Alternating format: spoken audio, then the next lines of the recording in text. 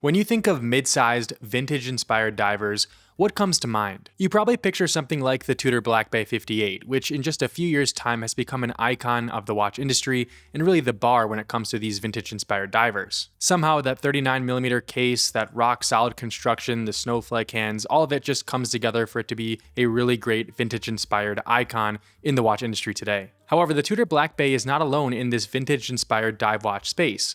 Many of you might think of something like the Longines Legend Diver, which has become a really great selection in this category, especially making it unique with its internal rotating bezel. Or maybe you think about something like Seiko and their various recreations of the 62 Mas, which everyone seems to love and can't get enough of. Regardless of how you define this space, the point is that this is a pretty saturated market. If you want something that is mid-sized, say under 40mm, with that vintage-inspired look and is a true capable diver, you have a lot to pick from. It seems some of the better options in this space tend to be fairly expensive, and that's all the more reason why the watch I'd like to present to you today, which I have personally deemed the best retro-inspired dive watch you can get for the money, is an important watch to show off. So without further ado, the watch I'd like to talk about today is the Caravelle Sea Hunter, which is my newest purchase and addition to the collection. So let's jump right into it. So before I get into the stats and specifications of this watch and really why I think it's such a great value, I do want to give you a quick 15 seconds on why this watch exists in the first place. So for those unfamiliar, Caravelle is actually the sister brand to Bulova and have been making watches since 1962. Although it might sound a little funny today,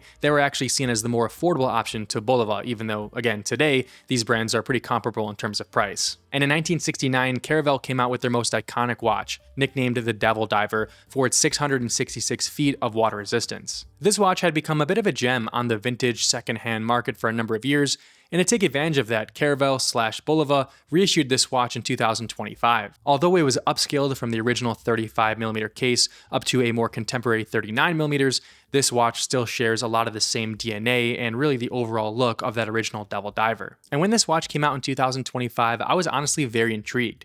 It seemed to offer some really great value for money and have a really great look for a really solid price. And we'll get into the stats and specifications that make it a good value in just a moment. I stayed away from this watch originally because I personally have a bias against watches with a date window, but once this new version from the Windup watch shop came out without a date window, I had to jump on it. So what does this special edition version of the Caravelle Sea Hunter from the Windup watch shop have different about it compared to the standard version? Well, like I just mentioned, the first big difference is that this watch does not have a visible date window, although it does have a ghost date position within the movement. Also, the color scheme of the green dial and the black bezel is exclusive to this particular version, although you can buy a regular non-limited version with a green dial and a green bezel, but it does have a visible date window. And last but not least, this watch comes with an extra tan nylon strap, which is definitely a nice throw-in. Okay, so let's really get into the meat and potatoes of this watch and talk about the stats and specifications that really matter in terms of making this a good value for money. Well, I guess first we should probably establish the price of this watch. It comes in at $380 US,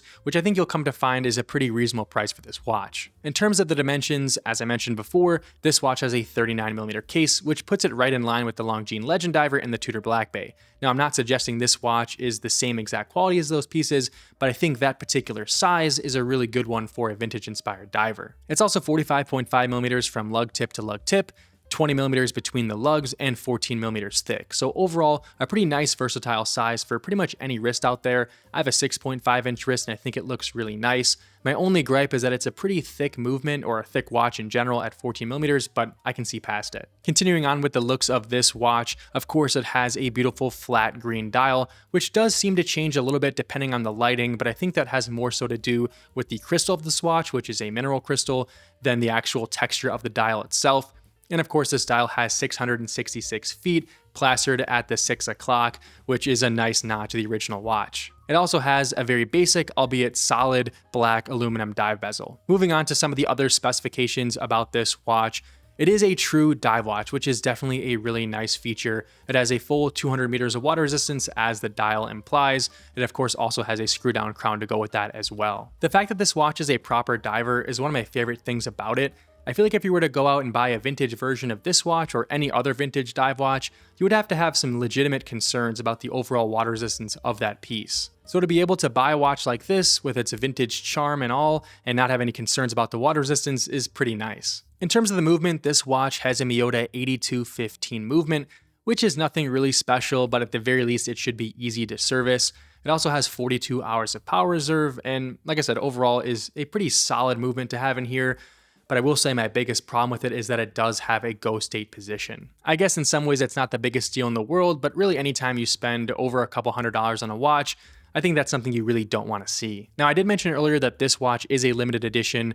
It's limited to 225 pieces and is a collaboration between Caravelle and the Windup watch shop. Although this watch is claimed to be limited to 225 pieces, you can still buy it at the time of recording on the Windup watch shop, which I'll leave a link to in the description below.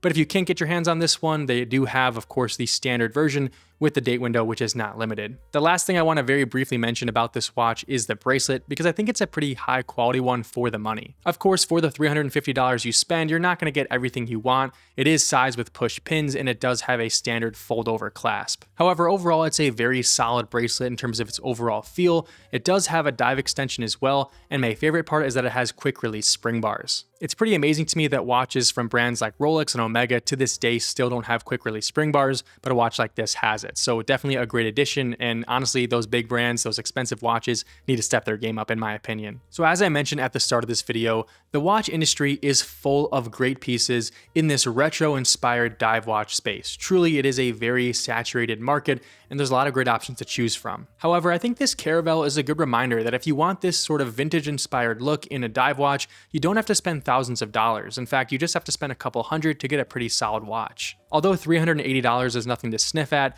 this watch was cheap enough in my mind that I was able to just make a quick decision about wanting it and liking the look of it and just pulling the trigger right away. So should you, in all honesty, avoid watches like the Tudor Black Bay and the Longines Legend Diver and buy this Caravelle instead?